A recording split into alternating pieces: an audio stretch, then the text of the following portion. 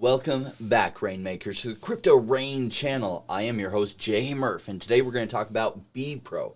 Now, some of you have been requesting me talk about Bepro for a couple weeks. The problem is it's hard to find information on them. So yes, they are pumping now, but that's really just a residual effect by everything gaming related going crazy because there aren't enough specifics on this to really be able to do due diligence on it. So I'm going to cover what I know about it, but honestly, I don't feel fully comfortable. I did make a small investment myself in this, but I kept it really small because it's really just a speculative bet. It's not an investment. It's more speculation. What I call an investment is when I know more information about it and I know that it will do well. I will cover in a little bit a different video that some non-speculative information about something I like, and I will give you as much info as I can that I'm not sworn to secrecy on. Alright, so without further ado, let's go ahead and get this party started.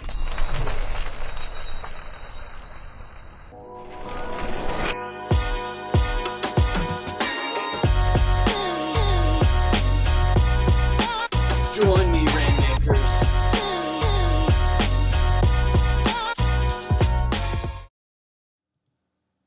Alright. That's some fun, right? Join me, Rainmakers. And, you know, some people hate that part. I like it. And some of you love it. I appreciate that. So we definitely here to provide good information. I'm not an expert on everything. I've really just been a crypto investor for 4 years. I've been a real estate and other investor for about 20 years. And I'm just a human myself. I don't know everything. I do analyze things from the investment perspective because when I found out about crypto, I realized that there's a lot of patterns that repeat in crypto, and I'm really good at pattern recognition and pattern detection. However, in some things we don't have some patterns to go off of, and I try to just share with you what I know and also be very upfront with you about what I don't know. So that way, hopefully it just supplements the research you're getting from other places. So this is not financial advice. This is just me as an investor telling you the questions I'm asking and what I'm looking at and what I know and what I don't know. So Bepro, this market cap is insanely low. Well, it was insanely lower, but still at 30 million. Now, it's starting to get high, especially if you look at the circulating supply. Remember all those videos we did where we went through the circulating supply versus the max supply? So really only 18% of the supply is in circulation. I can't get tons of information about this yet. I did reach out to the team, haven't heard back yet. So it was initially Bet Protocol, and so they rebranded to Bepro because, well, betting in some countries doesn't have a positive correlation. So what they wanted to do, it's more like a prediction marketing. It's just a change of words, but it's along the lines of betting on gaming. And so if you go to their website is, nicely designed. It doesn't tell you tons of information. No, it says trusted by these great companies. That just means in some ways they have some kind of, like, they literally could be buying chain link services, and so it says trusted by these great companies, only that, maybe they're using chain links oracles. And so Elrond, Boca Markets, they are gearing up to be on the Polkadot ecosystem from my limited understanding, and it is limited because you can't get tons of information even from their website alone. So, wish I could give you more, but the reason I haven't covered them till now is it's just so skimpy. Yeah, so there we go. I did shoot them some questions. Hopefully I will hear back. Even if you go to their Medium, there's not a lot of updates on here. So, look, just realize that it could do very well. It could also, it's getting the pump from the gaming market and a lot of people throwing money at it. And this is what I call speculation. Now, speculation can be very, very rewarding. It can also has a higher chance of going to zero because there's not a lot of information backing this. Now, maybe there's some great information out here that I don't know about. I just haven't been able to find it. But if you look at these W's it did, so a W and W, and what it is what causes W's is that there are people that bought cheaper. And when it starts to go higher, they start, dumping, they're taking their profits, and it drives it down sharp. And then you get these rounded bottoms in a W that show that there's interest in buying it. And so right here, after this W here, they did have a breakout, and so they've gone up, and now they're having a retracement. Looks like a retracement that might be to a 30% line. And then it might run higher, but just realize that this is speculative, and right now we're in a gaming and NFT boom. I don't expect that this is going to last, but I think we'll have at least one more gaming and NFT boom. And so what often happens is things run crazy, and then the market shifts into focusing on other things like DeFi, or Bitcoin has a run, and then the CRO token and Celsius network and things like Yield app might have a run. Things related to investing Bitcoin and having it sit on something, and they help you get a higher return. And then all the talk is about, Bitcoin, while the alts kind of suffer. Normally in the bull run year, we have some more of that than we've seen. And maybe because there's so many altcoins out there producing good stuff, maybe we won't have a turn at that. But it does cycle around. If you noticed, about 6 months ago, all the talk was on NFTs and gaming. And like a lot of things had big runs, and then it's been out of cycle till about the last month, where it's been going absolutely crazy again.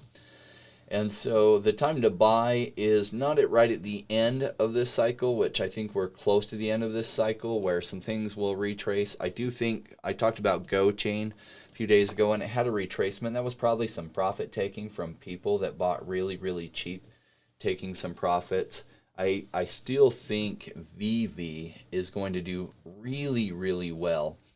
Now, I can't tell you how OMI is going to do. It's gone up tremendously. So since we're talking about this, let me talk about something I feel is a lot less speculative than Bepro. Bepro I put in the speculative thing, and I put just a few $1,000s into Bepro. And for me, that's just a fraction of my portfolio, right? So I wouldn't be putting more than like a small amount, because the chance that it could disappear and go to zero is higher. Now, OMI, I feel like, is a lot less speculation, because they have some great things going on behind the scenes. And see how they have these huge run-ups, and then they have some sideways action, then huge run-ups. So we just saw another huge run-up here. And look how high that volume is. That usually doesn't last for forever. That's like a craze. And there's usually some profit taking from here. Just realize that. Now, you may decide to hold through the profit taking and the sideways action. And I think you'll be rewarded if we have another NFT market craze, which I think we will, gaming and NFTs. I do think that the highest returns, and I've talked about this before, but the highest returns are on the VV app. Now, almost everything on the VV app is sold out, but I want to bring your attention to a few things. So you should be able to see that. That Batman I like a lot. It is a Series 1, and there's still some availability of that. Let me show you a few other things. Now, the best way to navigate this is if you come to the top and you scroll up and you go to brands right there, and then you find, I'm going to be looking at Batman Black and White. There's 4 that I want to bring to your attention. So in Series 1, now, right now, they're still sitting there available, and part of the reason I've been talking about NBA Top Shots, even though some of the massive gains have already been made from Series 1, is 6 months ago, there were some things that were just sitting on the market that you cannot find today, and you would pay massive increases in price to be able to get them. There were some common packs that were just available for anyone to buy for forever. It seemed like 2 months they didn't sell out. And know those packs and the things that were in them would be tremendously expensive. That's where one of my LeBron James cards are that go for like $27,000. It came out of one of those packs. So don't underestimate Series 1 at all.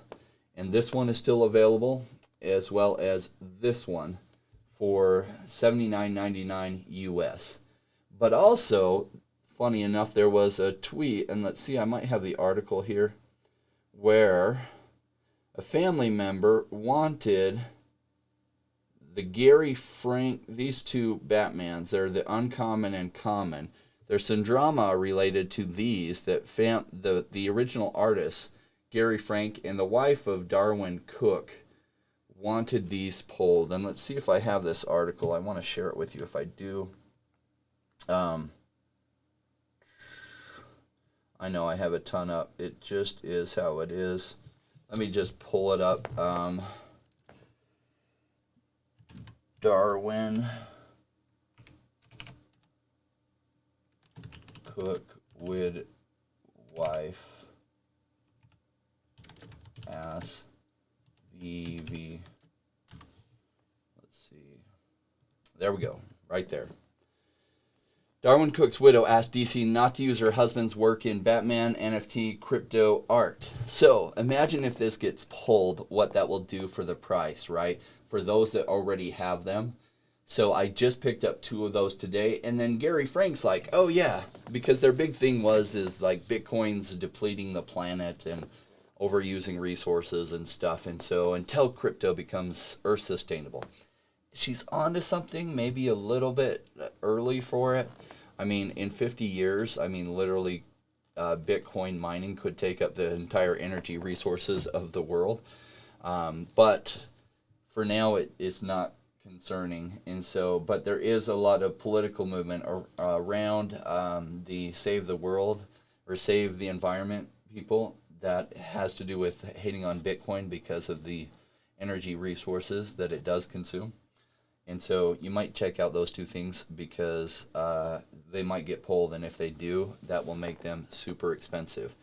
So now, right now, it seems like they're just available and they're always going to be there. They're not always going to be there. And I relate this a lot to the NBA Top Shots packs about 6 months ago that were there until they weren't. And 6 months down the road, the prices are way, way higher. So just a thought on that. Bepro, Bepro, I mean, yeah, the betting protocol or whatever, now it's Bepro.